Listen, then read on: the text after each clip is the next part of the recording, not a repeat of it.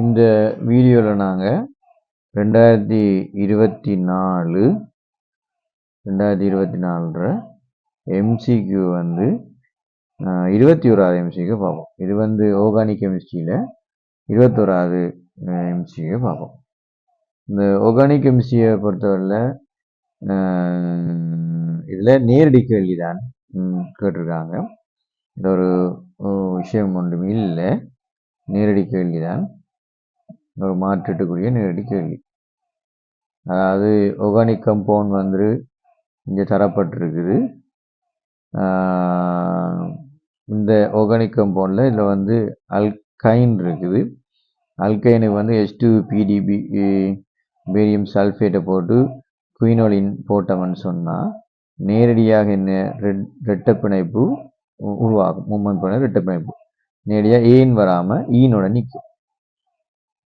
ஆனால் HBr H2O2 hydrogen பெராக்சைடோட நம்ம போட்டோம்னா அது வளமையாகவே எங்களுக்கு அதிகூடிய ஹைட்ரஜன் உள்ள இடத்துல ஹைட்ரஜன் சேரும். ஆனால் இதுக்கு எதிர்மாறாக குறைந்த ஹைட்ரஜன் உள்ள இடத்துல ஹைட்ரஜன் சேரும்.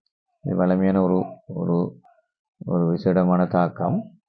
எனவே இது நோட்ஸோட சம்பந்தப்பட்டதான். இந்த CH3 C11CH நாங்கள் நேரடியாக இதுக்கு வந்து H2PD பேரியம் சல்ஃபேட்டோட குயினோலின் போட்டோம்னு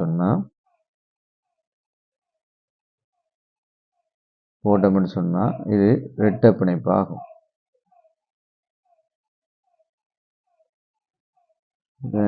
இது இரட்டை பிணைப்பு ஆகும். பிறகு இதைத்தான் அந்த ஏன்னு சொல்லியிருக்காங்க. இதுக்கு நாங்கள் நேராக போடுறோம் என்னன்னா ஹெச்பிஆரோட சேர்த்து ஹைட்ரஜன் பெராக்சைடு பேரோட் சீட்டுகள் இதில் பேரோட் சீட்டுகளா பேராக்சைடுன்னு சொல்வது COOO என்ற கட்டமைப்புக்குள்ளே வருமா பேராக்சைடு போட்டோம்னு சொன்னால் இது பி வருதான். இந்த அடிப்படையில் இது பி வருது. இப்போ பி வரும்போது என்ன செய்யும்? இது நேரடியாக CH3 இந்த CHக்கு இங்கெல்லாம் H சேரணும். அப்போ நேர இங்கே H சேரும். அப்போ அதுக்கு பிறகு என்ன செய்யலாம்? நேரடியாக இங்கே ஒரு அமைப்பு, அதுக்கப்புறம் CH2 அதுக்குள்ளே BR2 சேரும். இப்போ அப்படி நேர நாங்கள் விடையை பார்க்குறோன்னு சொல்லிச்சுன்னா எங்களுக்கு விடை 4வது விடையாக இருக்கும். இது நேரடி விடையை எடுத்துக்கொள்ளலாம். இதில் விவரங்கள் ஒன்றும் இல்லை.